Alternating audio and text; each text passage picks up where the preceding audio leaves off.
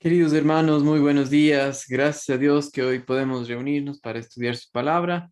Continuamos el día de hoy en nuestro estudio de Fieles en Cristo, donde estamos viendo el orden de la iglesia y donde hemos visto por algunas semanas que la única manera posible de vivir la vida que Dios quiere que vivamos y ser utilizados por Dios aquí es a través de la iglesia, pero la iglesia debe estar organizada, debe estar en dependencia del Espíritu Santo. Deben ser hombres y mujeres que son espirituales, hombres y mujeres que ven la vida a la luz de la verdad, no que simplemente por un deseo fuerte, pero alejados de la verdad, no se puede servir al Señor y no funciona así en la Biblia. Por eso, el versículo clave que nosotros hemos visto en Primera de Timoteo es Primera de Timoteo 3:15. Entonces, les voy a leer este versículo porque nos enlaza todo lo que hemos estado viendo hasta el día de hoy y lo que vamos a ver en el día de hoy en cuanto a los diáconos. Entonces, miren, en el capítulo 3 del verso 15 dice, para que si tardo sepas cómo conducirte en la casa de Dios, que es la iglesia del Dios viviente, columna y baluarte de la verdad. Sí, la casa de Dios, que es la iglesia del Dios viviente, columna y baluarte de la verdad, donde la iglesia debe ser el lugar donde se conoce a Jesucristo, donde conocemos al Señor. Y cuando hablamos de la iglesia, ya tenemos claro que no estamos hablando de las cuatro paredes que rodean un edificio, sino estábamos hablando del grupo de creyentes nacidos de nuevo que tienen ahora el Espíritu Santo y conocen la verdad, conocen a Jesucristo porque saben lo que Él dice, porque le conocen a Dios a través de su palabra y Dios, por haber obrado en sus vidas, les ha mostrado lo que les pasó, su posición en Cristo Jesús, que hemos muerto juntamente con Cristo, pero que hemos resucitado también con Él, y es la vida resucitada del creyente en Cristo Jesús, vivida por el Espíritu Santo, que refleja la vida de Jesucristo aquí en la tierra, y es así que es posible servir en la iglesia. Pero lejos de la verdad, lejos de su palabra, lejos de conocer a nuestro Dios, esto es imposible. No es posible servir al Señor en nuestras fuerzas o en nuestra idea de pensar, porque se tornaría algo religioso, algo imposible en lo que se pueda hacer. Entonces, por esa razón, mis queridos hermanos, es tan importante esta carta y entenderla en el contexto, que no se trata de poner simplemente requisitos, ¿sí? Sino más bien de ver un análisis profundo, de ver cuál es el estado espiritual de la congregación y si es que la congregación no conoce al Señor, si es que los creyentes no saben quiénes son en Cristo Jesús, su posición con Él, y en lugar de depender en el Espíritu Santo para su vida, están dependiendo en una manera de pensar no renovada, o sea, mundana, en la carne. La iglesia tiene muchos problemas, ¿sí? Por eso Pablo pidió a Timoteo que se quedase en Éfeso para que comparta con los ancianos en las diferentes asambleas que había en Éfeso, para que no se desvíen de la verdad. Y por eso le dijo en el verso 3, como te rogué que te quedases en Éfeso, cuando fui a Macedonia, para que mandases a algunos que no enseñen diferente doctrina. Esa palabra mandases hemos visto y hablaba acerca de una orden recibida por una autoridad superior, y esa es el mandato de Dios para el apóstol Pablo, quien dio a Timoteo que haga, es que no se desvíen de la verdad, que no estén confiando en sí mismos, sino que confíen en la verdad en base a conocerle al Señor. Entonces, es imposible tener una iglesia que funciona como Dios quiere si no existen creyentes maduros en la fe, si no existen creyentes que conocen al Señor profundamente, que saben dividir correctamente la escritura, ubicarla, que conocen a Dios, que a través de su palabra ven cómo él obra, saben cómo él actúa, qué es lo que él quiere, y su mente, por confiar en la verdad, es renovada y ahora ve las cosas como Dios las ve y confía en el Señor. No es que no peca, ¿no?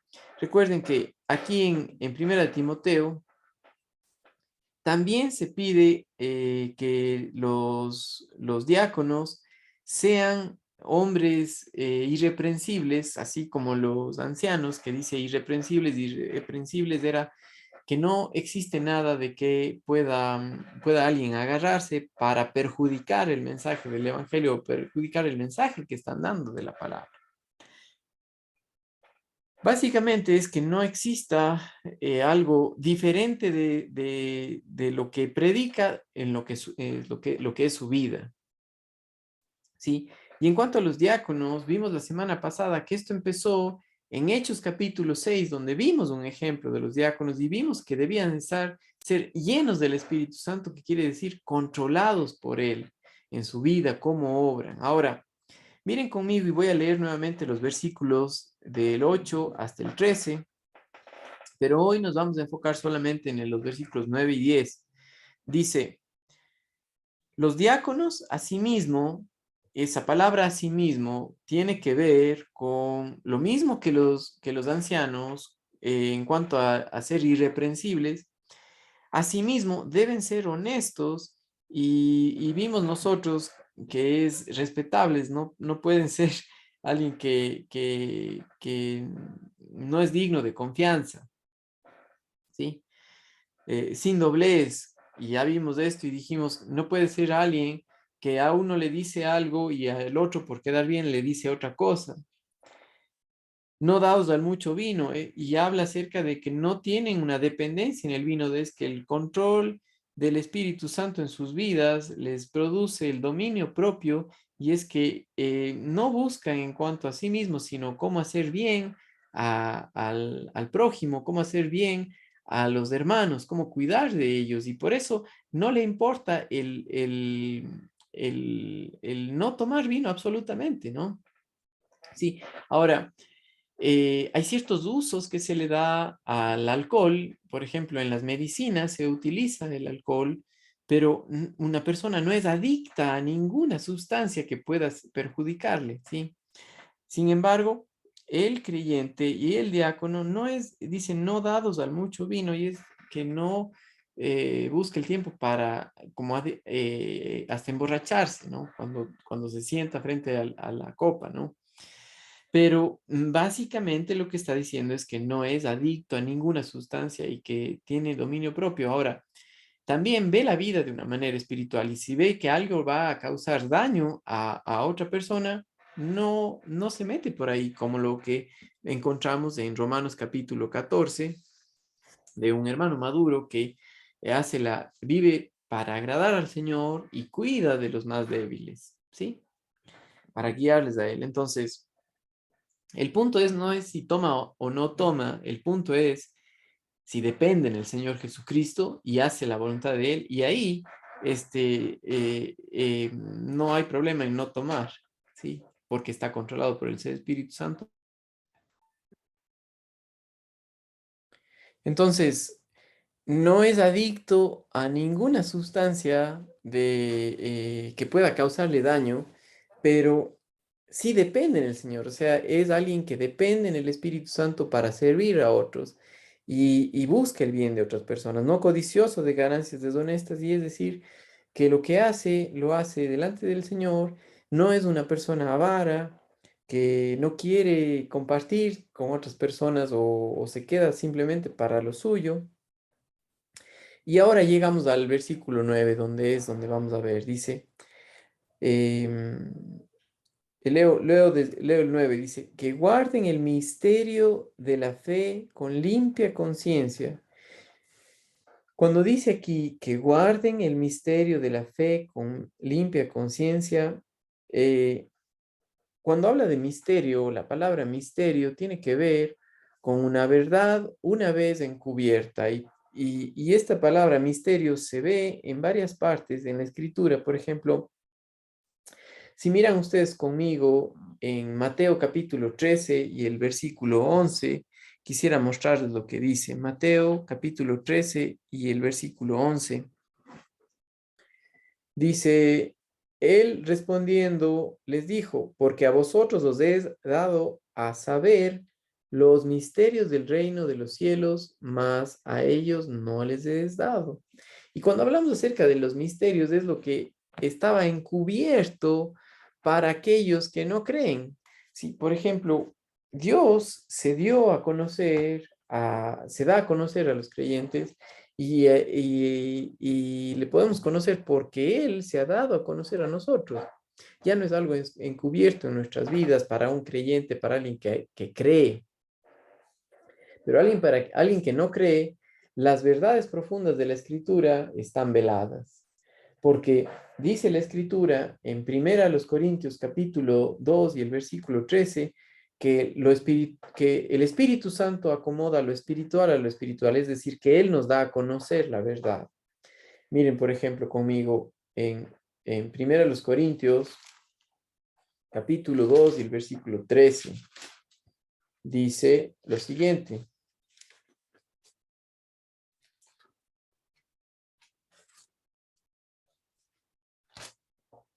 Lo cual también hablamos no con palabras enseñadas por sabiduría humana, sino con las que enseña el Espíritu, acomodando lo espiritual a lo espiritual.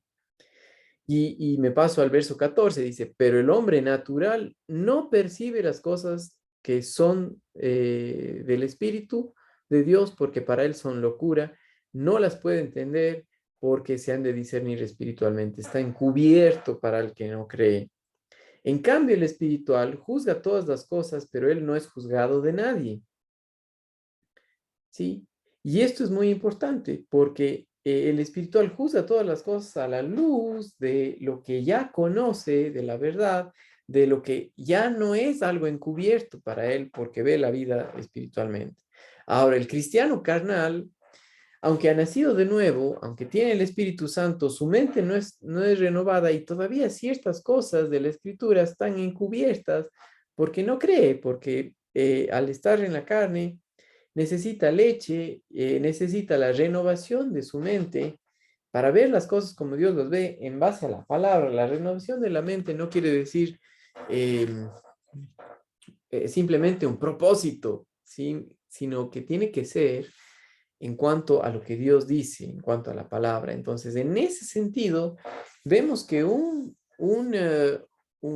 diácono, para ser diácono, tiene que ser espiritual. Y los diáconos son un reflejo de hombres maduros espiritualmente, que confían en el Señor, que conocen la verdad, que saben lo que dicen, que creen en su palabra y viven de esa manera, ¿sí? Y las verdades profundas de la Escritura, la obra de la cruz, que hemos muerto con Él, que hemos resucitado juntamente con Él, que ahora es el Espíritu Santo en nosotros, no están encubiertas para Él. Esa es su vida, así vive, esa es una realidad diaria en su caminar. Y, y, y vive por su palabra, no por sentirse mal o tratar de agradar a Dios en sus fuerzas, ¿sí? En limpia conciencia ve que es Dios obrando en su vida y no tiene nada de qué avergonzarse él mismo, ¿no? Ahora, otra cosa que es muy importante es que el diácono debe conocer su Biblia y debe vivir en base a lo que conoce. Fíjense lo que Pablo oró cuando oró para los Efesios, ¿sí? Fíjense conmigo en Efesios capítulo 1 y el versículo, perdón, Efesios capítulo 2.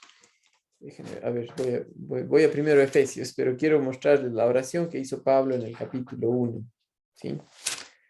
De Efesios. Dice, Efesios capítulo 1 y el versículo 15 en adelante, lo que Pablo ora por los creyentes efesios, dice, por esta causa también yo, habiendo oído de vuestra fe en el Señor Jesús y de vuestro amor para con todos los santos, no ceso de dar gracias por vosotros, haciendo memoria de vosotros en mis oraciones. Escuche, ¿para qué? Para es propósito, para que el Dios de nuestro Señor Jesucristo, el Padre de gloria, sí, es Él el que lo hace, es Dios el que nos muestra, os dé espíritu de sabiduría y de revelación en el conocimiento de Él. ¿Cómo? Alumbrando los ojos de vuestro entendimiento para que sepáis cuál es la esperanza a la que Él os ha llamado y cuáles las riquezas de la gloria de su herencia entre los santos. Es algo que Dios hace en una comunión íntima con el creyente. No es algo externo, no es algo simplemente abstracto, sino es algo íntimo, algo real. Y eso es lo que Dios hace y quiere con un creyente maduro que puede ser usado como diácono en la iglesia al servir, en la iglesia al servir a las necesidades de los santos, pero debe conocer su palabra. No puede estar escondido lo que dice su palabra para él. Es alguien que cree, es alguien lleno de fe, alguien espiritual, ¿sí? Entonces, regrese conmigo a 1 Timoteo 3 y este versículo 9 también tiene relación con el verso 15 que dice, para que si tardo sepas cómo debes conducirte en la casa del Dios, de Dios, que es la iglesia del Dios viviente, columna y baluarte de la verdad. Sepas cómo conducirte, y eso quiere decir que cree en lo que dice su palabra y vive de esa manera, con limpia conciencia.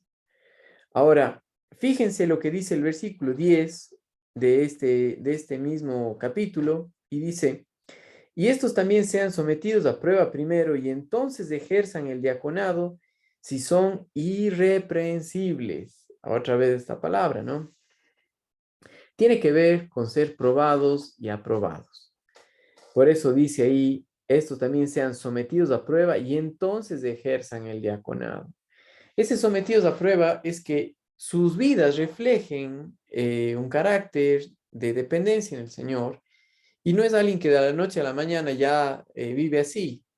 En muchas iglesias a gente que tiene personalidades grandes se les trata de poner en lugares o posiciones de servicio, pero ni siquiera conocen bien al Señor y causan daño en vez de cuidar de los hermanos. Tiene que ser alguien que tiene un historial, que puede decirse que es constante, que puede decirse que conoce al Señor y ha pasado, ha visto, ha experimentado la mano del Señor en su vida y se le puede ver, se puede conocer lo que Él ha hecho. ¿Sí? No es algo de la noche a la mañana. ¿Sí? Recuerdo un comentario que hizo uno de mis estudiantes hace años. Yo era profesor de la Biblia en una escuela, en una secundaria aquí en la ciudad. Y fue justamente en ese año que nuestro primer hijo falleció. Y fue algo muy doloroso, ¿no? Pero este muchacho se acercó a mí y me dijo, no puedo entender cómo después de semejante dolor, usted y su esposa siguen estando con paz y esperanza. Y obviamente que pasamos un momento doloroso, pero porque conocemos quién Dios es, Él nos mantuvo, porque sabemos que Él es fiel siempre, porque Él es bueno. Hemos pasado por pruebas difíciles, pero Dios en su misericordia nos mantiene pegados a Él, por necesidad a Él, nos mantiene en Él, y eso se ha visto por años, ¿sí? Y puedo recordar cosas en nuestras vidas, en mi vida personalmente y en la vida de mi familia, de cómo Dios nos ha llevado a través de eso. Para poder servir también se necesita conocer a nuestro Dios y poder decir, Él es fiel. Y en cuanto a un diácono, su vida es un reflejo de eso, es decir, que la gente le conoce por lo que es por años. Sí, tenemos algunos ejemplos en la escritura de algo así. Por ejemplo, recuerden la vida de José. Sí, José en el Antiguo Testamento, en Génesis, específicamente el capítulo 38, vemos que fue vendido por sus hermanos, vemos que sirvió en la casa de Potifar y Potifar le tenía toda confianza en él y aunque le quisieron hacer daño, Dios siempre le protegió y él estuvo confiando en él, ¿no? Si vemos en el versículo 36 del capítulo 37, que fue vendido y los madianitas lo vendieron en Egipto a Potifar, oficial de Faraón, capitán de la guardia. Miren lo que pasó en el capítulo 39. En el capítulo 39 nosotros vemos que José estaba a cargo de la casa de Potifar, oficial de Faraón, y Dios le bendijo por causa de José, hizo todo bien, pero ahí otra vez un problema que la esposa de Potifar quería acostarse con él y él huyó de eso. O sea, pasó muchos años sirviendo, tenía confianza de su amo, pero el momento que fue probado salió bien. Aunque perdió su trabajo, no, no ofendió al Señor. ¿Sí?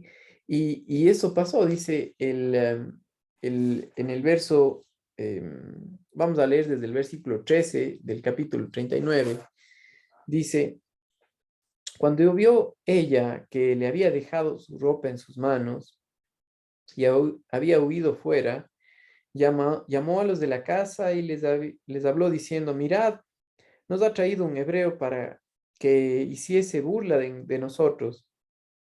Mintiendo, dice la señora, vino él a mí para dormir conmigo y yo di grandes voces.